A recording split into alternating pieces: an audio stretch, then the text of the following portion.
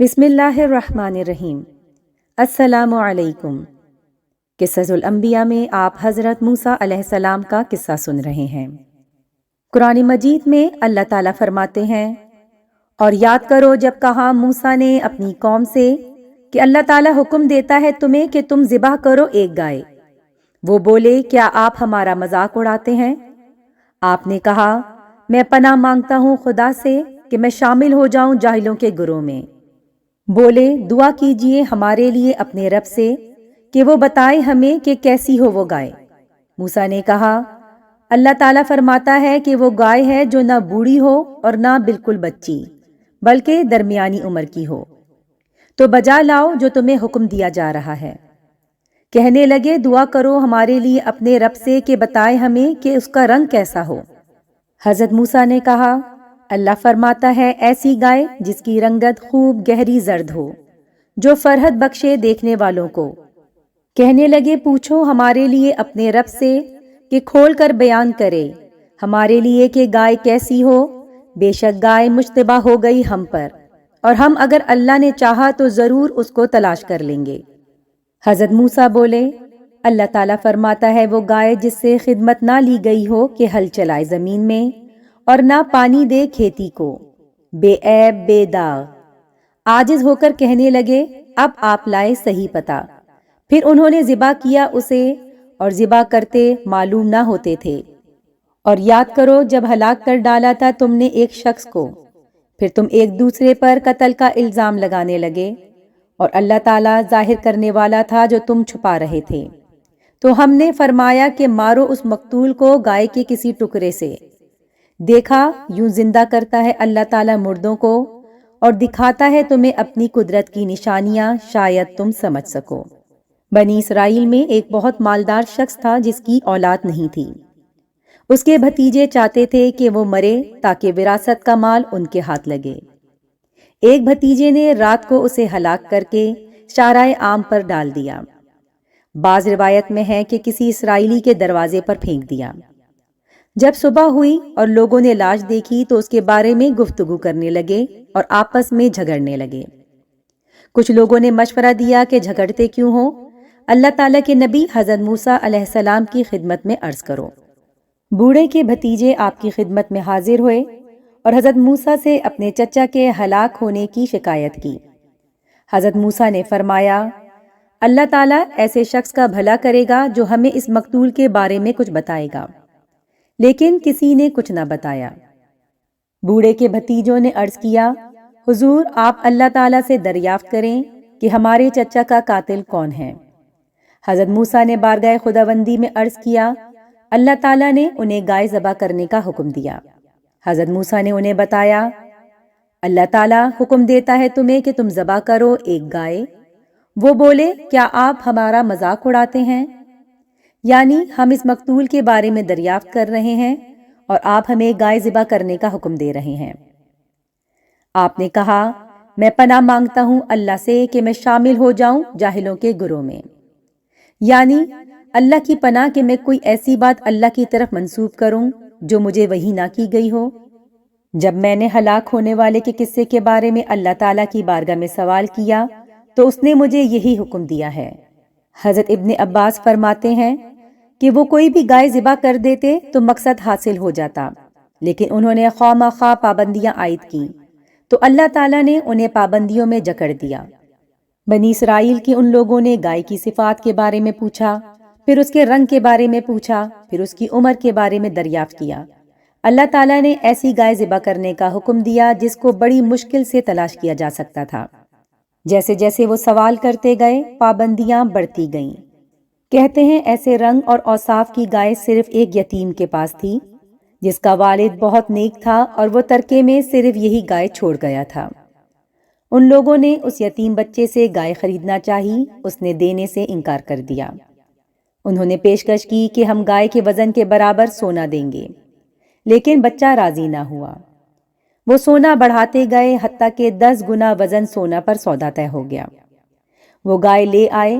حضرت موسیٰ نے گائے ذبح کرنے کا حکم دیا۔ گائے کو ذبح کیا گیا لیکن بڑے تردد کے بعد۔ اللہ تعالیٰ کی طرف سے حضرت موسیٰ نے بتایا کہ اب گائے کا گوشت کاٹ کر لاش پر مارا جائے۔ کہتے ہیں کہ ران کے گوشت کے متعلق حکم ملا۔ ایک روایت میں مذکور ہے کہ گوشت دونوں کندھوں کے درمیان کا تھا۔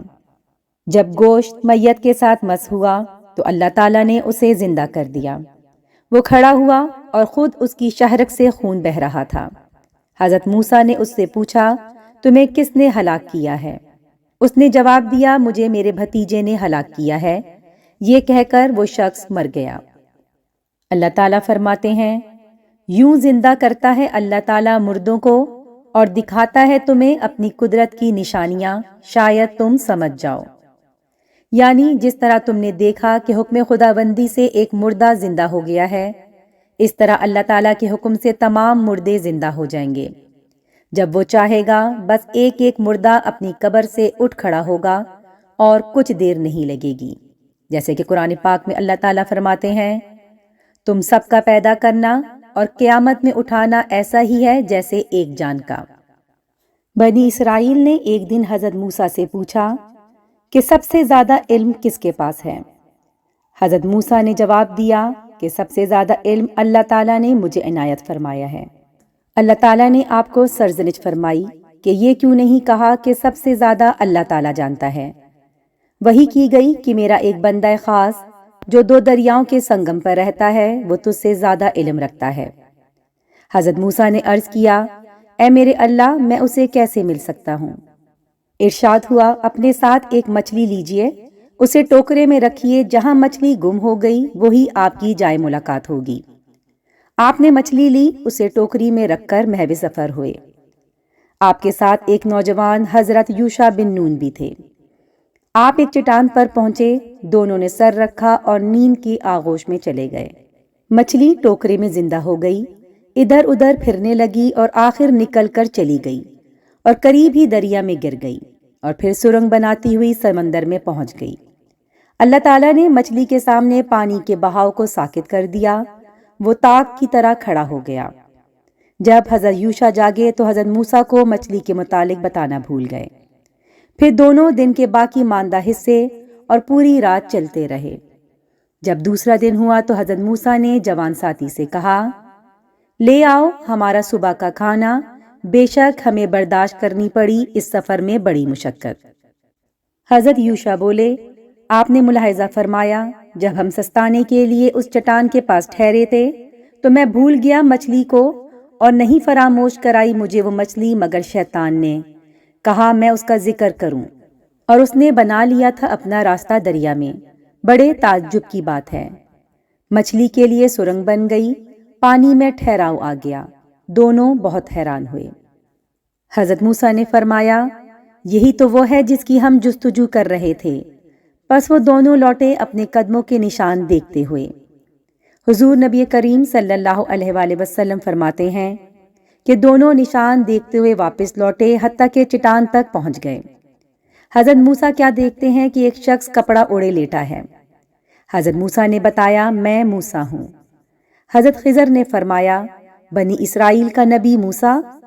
آپ نے فرمایا، ہاں، میں اس لیے آیا ہوں کہ آپ مجھے اس ہدایت کی تعلیم دیں جس سے آپ کو نوازا گیا ہے۔ حضرت خضر نے فرمایا، اے موسیٰ، آپ میرے ساتھ صبر کرنے کی طاقت نہیں رکھتے۔ اللہ تعالیٰ نے مجھے جس خصوصی علم سے نوازا ہے اس سے آپ ناواقف ہیں، اور جو علم آپ کو بارگاہ خداوندی سے عطا ہوا ہے اس سے میں ناواقف ہوں۔ حضرت خضر نے کہا، اگر آپ میرے ساتھ رہنا چاہتے ہیں تو مجھ سے کسی چیز کے بارے میں پوچھیے نہیں، یہاں تک کہ میں آپ سے خود اس کا ذکر نہ کر دوں۔ پس وہ دونوں چل پڑے۔ دونوں ساحل سمندر کے ساتھ ساتھ چلنے لگے۔ انہیں ایک کشتی گزرتی ہوئی دکھائی دی۔ اس سے بات کی کہ ہمیں سوار کر لیں۔ ملاحوں نے حضرت خضر کو پہچان لیا اور بغیر کرائے کے چلنے پر راضی ہو گئے۔ دوران سفر حضرت خضر نے کشتی کا ایک پھٹا اکھاڑ کر پھینک دیا۔ حضرت موسیٰ نے فرمایا، ان لوگوں نے ہمیں بغیر کرائے کے سوار کیا اور آپ ہیں کہ ان کی کشتی میں سوراخ کرنے کے در پہ ہیں۔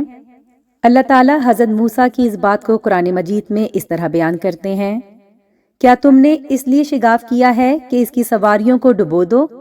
یقیناً تم نے بہت برا کام کیا ہے۔ اس بندے نے کہا، کیا میں نے کہا نہیں تھا کہ آپ میں یہ طاقت نہیں کہ میری سنگت پر صبر کر سکیں؟ آپ نے عذر خواہی کرتے ہوئے کہا کہ نہ گرفت کرو مجھ پر میری بھول کی وجہ سے، اور نہ سختی کرو مجھ پر میرے اس معاملے میں بہت زیادہ۔ راوی بیان کرتے ہیں کہ حضور صلی اللہ علیہ وآلہ وسلم نے فرمایا، یہ حضرت موسیٰ علیہ السلام سے پہلی بھول ہوئی تھی۔ پھر دونوں کشتی سے باہر آئے، ساحل سمندر کے ساتھ ساتھ چلتے رہے تھے کہ حضرت خضر علیہ السلام کو ایک بچہ نظر آیا جو دوسرے بچوں سے کھیل رہا تھا۔ حضرت خضر نے اس کا سر دونوں ہاتھوں میں پکڑ کر کچل ڈالا اور اسے ہلاک کر دیا۔ حضرت موسیٰ بول اٹھے، کیا مار ڈالا آپ نے ایک معصوم جان کو کسی نفس کے بدلے کے بغیر؟ بے شک آپ نے ایسا کام کیا ہے جو بہت ہی نازیبا ہے۔ حضرت خضر نے کہا، کیا پہلے ہی میں نے کہنا دیا تھا آپ کو کہ آپ میری معیت میں صبر نہیں کر سکیں گے؟ آپ نے کہا، اگر میں پوچھوں آپ سے کسی چیز کے بارے میں اس کے بعد، آپ مجھے اپنے ساتھ نہ رکھیں، آپ میری طرف سے معذور ہوں گے۔ پھر وہ چل پڑے، یہاں تک کہ جب ان کا گزر ہوا گاؤں والوں کے پاس تو انہوں نے ان سے کھانا طلب کیا تو انہوں نے صاف انکار کر دیا ان کی میزبانی کرنے سے۔ پھر ان دونوں نے اس گاؤں میں ایک دیوار دیکھی جو گرنے کے قریب تھی۔ حضرت خضر نے اس کو درست کر دیا۔ حضرت موسیٰ سے رہا نہ گیا، فرمانے لگے، تعجب ہے، آپ ایک ایسی قوم کی دیوار درست فرما رہے ہیں جو ہماری میزبانی سے انکار کر رہی ہے اور 2 لقمے روٹی کو دینے کو تیار نہیں۔ حضرت موسیٰ ان سے کہنے لگے، اگر آپ چاہتے تو اس محنت پر مزدوری ہی لے لیتے۔ حضرت خضر نے کہا، اب ہماری سنگت ختم، اب میرا اور آپ کے درمیان جدائی کا وقت آ گیا۔ میں آگاہ کرتا ہوں آپ کو ان باتوں کی حقیقت پر جن کے متعلق آپ صبر نہ کر سکیں۔ وہ جو کشتی تھی وہ چند غریبوں کی تھی جو ملاحی کا کام کرتے تھے دریا میں، تو میں نے ارادہ کیا کہ اسے عیب دار بنا دوں، اور اس کی وجہ یہ تھی کہ ان کے آگے جابر بادشاہ تھا جو پکڑ لیا کرتا تھا ہر کشتی کو زبردستی سے، اور جو وہ لڑکا تھا اس کے والدین بہت مومن تھے۔ پس ہمیں اندیشہ ہوا کہ اگر وہ زندہ رہا تو اپنے والدین کو مجبور کر دے گا سرکشی اور کفر پر۔ پس میں نے چاہا بدلہ دے انہیں ان کا رب ایسا بیٹا جو بہتر ہو اس سے پاکیزگی میں اور ان پر زیادہ مہربان ہو۔ باقی رہی دیوار والی بات تو اس کی حقیقت یہ ہے کہ وہ شہر کے 2 یتیم بچوں کی تھی اور اس کے نیچے اس کا خزانہ دفن تھا، اور ان کا باپ بڑا نیک شخص تھا۔ پس آپ کے رب نے ارادہ فرمایا کہ وہ دونوں بچے اپنی جوانی کو پہنچیں اور اس میں سے اپنا خزانہ نکال لیں۔ یہ ان پر ان کے رب کی خاص رحمت تھی، اور جو کچھ میں نے کیا میں نے اپنی مرضی سے نہیں کیا۔ یہ حقیقت ہے ان امور کی جن پر آپ صبر نہ کر سکے۔ نبی کریم صلی اللہ علیہ وآلہ وسلم کا ارشاد ہے، ہماری تو یہ تمنا ہے کہ کاش حضرت موسیٰ نے صبر کیا ہوتا تاکہ اللہ تعالیٰ ان کے بارے میں ہمیں اور بھی بتاتا۔ حضرت موسیٰ علیہ السلام کی قوم میں ایک شخص تھا جس کا نام قارون تھا۔ کہتے ہیں قارون کو منور کے لقب سے جانا جاتا تھا، اور اس کی وجہ یہ تھی کہ وہ تورات کی تلاوت بہت خوبصورت آواز میں کیا کرتا تھا، لیکن اللہ کے دشمن سامری کی طرح منافقت پر اتر آیا اور کثرت مال و دولت نے اسے ہلاک کر کے رکھ دیا۔ اللہ تعالیٰ نے قرآن کریم میں اس کے خزانوں کی کثرت کا تذکرہ فرمایا ہے۔ وہ اتنا مالدار تھا کہ اس کے خزانوں کی چابیاں کئی طاقتور آدمی مل کر بھی نہیں اٹھا سکتے تھے۔ کچھ لوگ تو یہاں تک کہتے ہیں کہ خزانوں کی چابیاں چمڑے کی تھیں اور انہیں 70 اونٹ بامشکل اٹھاتے تھے۔ واللہ عالم، یہ بات کہاں تک صحیح ہے؟ بہرحال قارون کو لوگوں نے بہت سمجھایا کہ اللہ تعالیٰ نے جو مال تجھے عطا فرمایا ہے اس پر فخر و غرور نہ کر۔ اللہ تعالیٰ قرآن کریم میں فرماتے ہیں، بے شک اللہ تعالیٰ دوست نہیں رکھتا اترانے والوں کو، اور طلب کر اس مال و زر سے جو دیا ہے تجھے اللہ تعالیٰ نے آخرت کا گھر۔ لوگوں نے اسے سمجھایا کہ آخرت کا ثواب کمانے کی کوشش کرو اور اپنے مال و زر کو دنیا ہی بنانے کے لیے استعمال نہ کرو، آخرت کا ثواب بہت بہتر اور باقی رہنے والا ہے۔ ہاں، ہم یہ بھی نہیں کہتے کہ دنیا سے بالکل بے رغبتی کا ثبوت دے، اور احسان کرو غریبوں پر جس طرح اللہ تعالیٰ نے تجھ پر احسان فرمایا ہے۔ وہ کہنے لگا، مجھے دی گئی ہے یہ دولت اس علم کی وجہ سے جو میرے پاس ہے، یعنی مجھے تمہاری نصیحت کی کوئی ضرورت نہیں اور مجھے نہ تمہاری خیر خواہی سے غرض ہے۔ یہ مال و دولت تو میرے علم کا نتیجہ ہے، میں اپنے عقل و تجربے کی وجہ سے اس کا مستحق ٹھہرا ہوں۔ اللہ تعالیٰ قرآن کریم میں فرماتے ہیں، کیا اس کو اتنا علم بھی نہیں کہ اللہ تعالیٰ نے ہلاک کر ڈالے اس سے پہلے قومیں جو اس سے قوت میں کہیں سخت اور دولت جمع کرنے میں کہیں زیادہ تھیں، اور نہیں دریافت کیے جائیں گے مجرموں سے ان کے گناہ۔ یعنی گزشتہ امتوں میں کئی ایسے لوگ تھے جو قارون سے مال و دولت اور اولاد میں کہیں زیادہ تھے، لیکن ان کے گناہوں اور سرکشیوں کی وجہ سے اللہ تعالیٰ نے انہیں ہلاک کر دیا۔ کہتے ہیں ایک دن وہ بڑی سج دھج کے ساتھ گھر سے نکلا، سواری کو پوری طرح سجایا گیا تھا۔ جب دنیا داروں نے اس جاہ و جلال کو دیکھا تو خواہش کرنے لگے کہ کاش ہم بھی قارون کی طرح مالدار ہوتے۔ ان کی آنکھیں خیرہ ہو گئیں اور وہ مسحور پھٹی پھٹی آنکھوں سے اسے دیکھتے رہے۔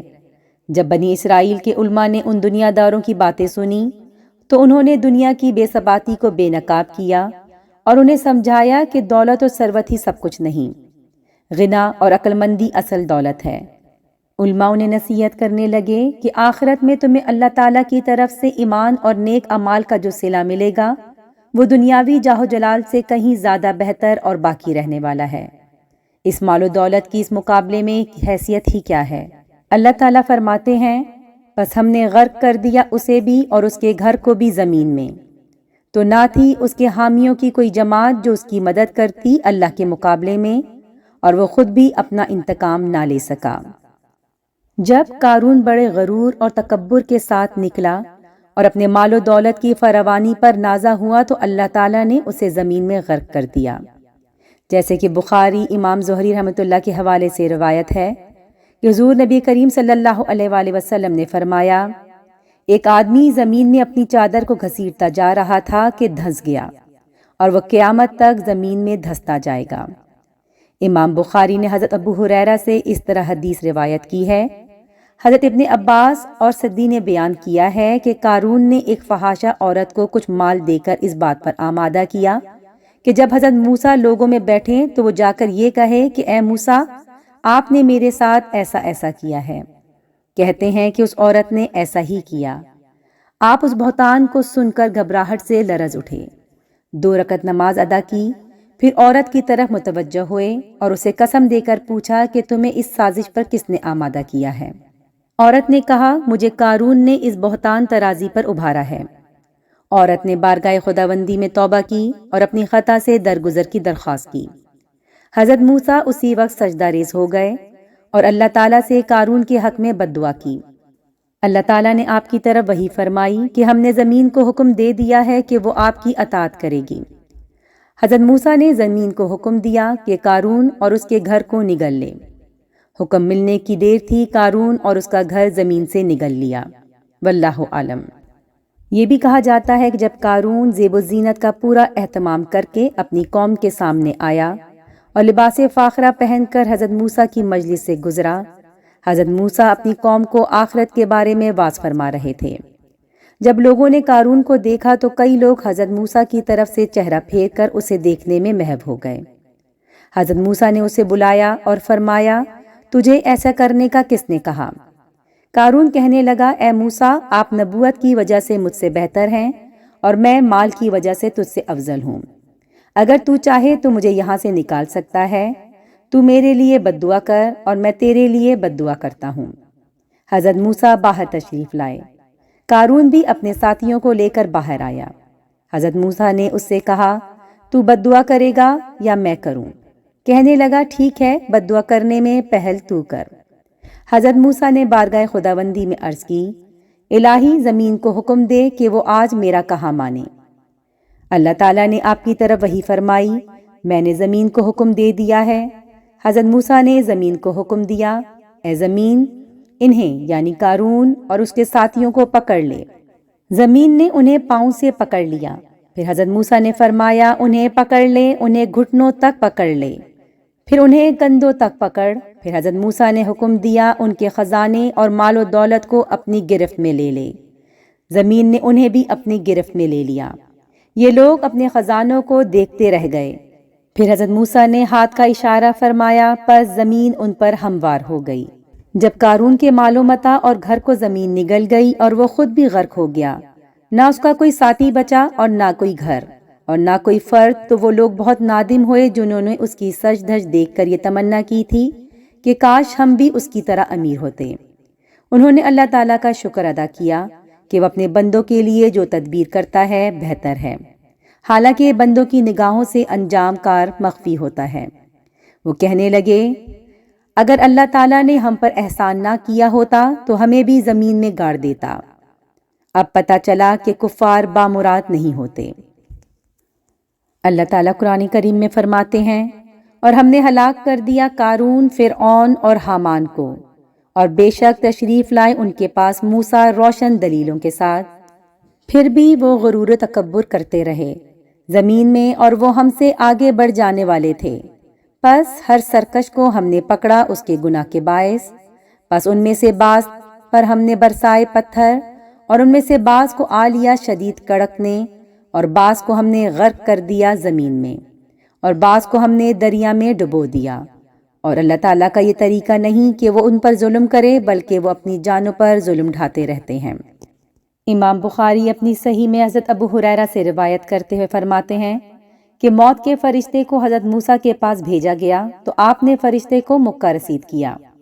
وہ بارگاہ خداوندی میں حاضر ہوا اور عرض کیا، اے اللہ، آپ نے مجھے ایسے شخص کی طرف بھیجا جو مرنا نہیں چاہتا۔ اللہ تعالیٰ نے فرمایا، حضرت موسیٰ کے پاس دوبارہ جاؤ اور ان سے کہو کہ اپنا ہاتھ بیل کی پیٹھ پر رکھو۔ جتنے بال ہاتھ کے نیچے آئیں گے، ہر بال کے بدلے 1 سال عمر بڑھا دی جائے گی۔ آپ نے عرض کیا، میرے اللہ، پھر کیا ہوگا؟ فرمایا، پھر مرنا ہوگا۔ حضرت موسیٰ نے عرض کیا، تو پھر ابھی کیوں نہ موت ہو؟ راوی بیان کرتے ہیں کہ حضرت موسیٰ نے بارگاہ رب العزت میں التجا کی کہ مجھے ارض مقدس سے اتنا نزدیک فرما دے کہ کوئی پتھر پھینکے تو پہنچ سکے۔ حضرت ابو ہریرہ روایت کرتے ہیں کہ حضور نبی کریم صلی اللہ علیہ وآلہ وسلم نے فرمایا، اگر میں وہاں ہوتا تو تمہیں راستے کے قریب سرخ ٹیلے کے نیچے ان کی قبر انور دکھاتا۔ امام بخاری حضرت ابو ہریرہ سے، اور انہوں نے حضور صلی اللہ علیہ وآلہ وسلم سے ایسے ہی حدیث روایت فرمائی ہے۔ امام احمد حضرت ابو ہریرہ سے روایت کرتے ہیں، مالک الموت حضرت موسیٰ کے پاس آیا اور کہا، اپنے رب کا فیصلہ مان لو، یعنی موت کا وقت آ چکا ہے۔ حضرت موسیٰ نے مکہ مارا اور فرشتے کی آنکھ پھوڑ دی۔ فرشتہ بارگاہ الہی میں حاضر ہوا اور عرض کی، اے اللہ، تو نے مجھے اپنے ایسے بندے کے پاس بھیجا ہے جو مرنا نہیں چاہتا۔ فرشتے نے یہ بھی عرض کیا، الہی، اس بندے نے تو میری آنکھ پھوڑ دی ہے۔ اللہ تعالیٰ نے فرشتہ اجل کی آنکھ درست فرما دی اور حکم دیا کہ میرے بندے کے پاس جاؤ اور اسے کہو، کیا تمہیں زندگی چاہیے؟ اگر تمہیں زندگی چاہیے تو اپنا ہاتھ بیل کی پیٹھ پر رکھ۔ جتنے بال ہاتھ کے نیچے آ جائیں گے، ہر بال کے بدلے 1 سال زندہ رہے گا۔ حضرت موسیٰ نے پوچھا، پھر کیا ہوگا؟ فرمایا، پھر موت کا ذائقہ چکھنا ہوگا۔ حضرت موسیٰ نے عرض کی، اے میرے رب، پھر ابھی ہی مجھے اپنے پاس بلا لے۔ جب حضرت موسیٰ کا وصال ہوا تو آپ میدان طیہ میں تھے۔ آپ نے عرض کی، مولا، مجھے بیت المقدس کے قریب کر دے، جس کی طرف میں ہجرت کر کے آ رہا تھا۔ آپ نے اپنی قوم کو اس بات کی ترغیب دی کہ مجھے بیت المقدس میں دفن کرنا، لیکن تقدیر بیت المقدس اور ان لوگوں کے درمیان حائل ہو گئی اور وہ ایک پتھر پھینکنے کے فاصلے سے آگے نہ جا سکے۔ اسی لیے سید البشر نبی کریم صلی اللہ علیہ وآلہ وسلم نے فرمایا، اگر میں وہاں ہوتا تو سرخ پہاڑ کے نیچے ان کا مزار اقدس تمہیں دکھاتا۔ امید کرتی ہوں آج کی ویڈیو آپ کو پسند آئی ہوگی۔ نیکسٹ ویڈیو میں انشاءاللہ پھر ملاقات ہوتی ہے، جب تک کے لیے اللہ حافظ۔